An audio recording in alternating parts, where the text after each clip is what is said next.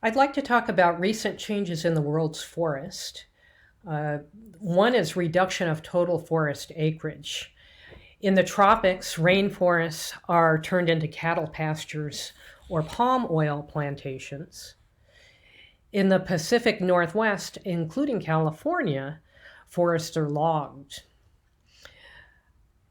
Another thing that's happening to forest is they're converted from naturally structured and regenerated forest to even aged monoculture plantations.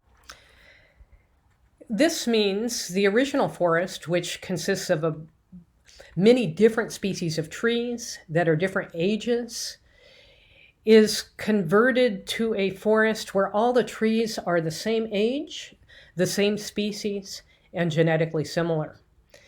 And because they're genetically similar, they're equally susceptible to drought and they're equally susceptible to disease. The third major change that's happened to the world's forest is fragmentation. And so what you see today is islands of forest surrounded by a sea of deforestation.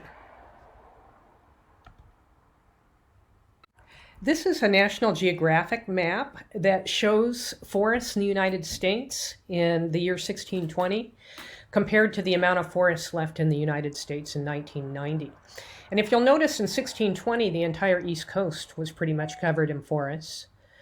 And if you look in the middle of the country, you can see the Rocky Mountain Range. And then towards the left in California, Oregon, and Washington, you can see the Sierra Nevada, and then on the coast, the Cascade Ranges. And so in 1620, we had a significant amount of forest in the US.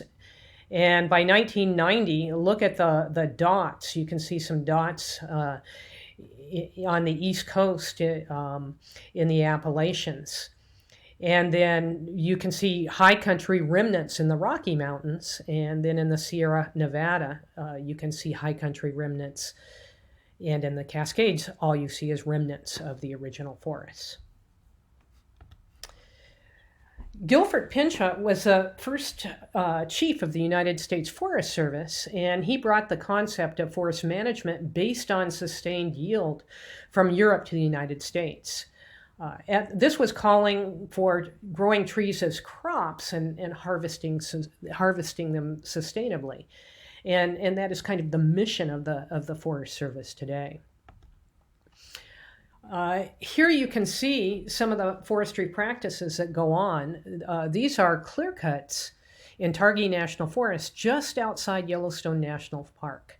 Okay, and so if you look at a clear cut is basically all the trees are basically cut down and harvested, and then that area will be replanted. And again, these clear cuts go right up to the border to Yellowstone National Park. In the picture that shows kind of the infrared view on the bottom right, you can actually see the boundary of the national park where the clear cuts stop. And so here's a picture of a monoculture tree plantation. It's basically similar to a corn crop. All the trees are the same size, they're the same age, and they're genetically similar.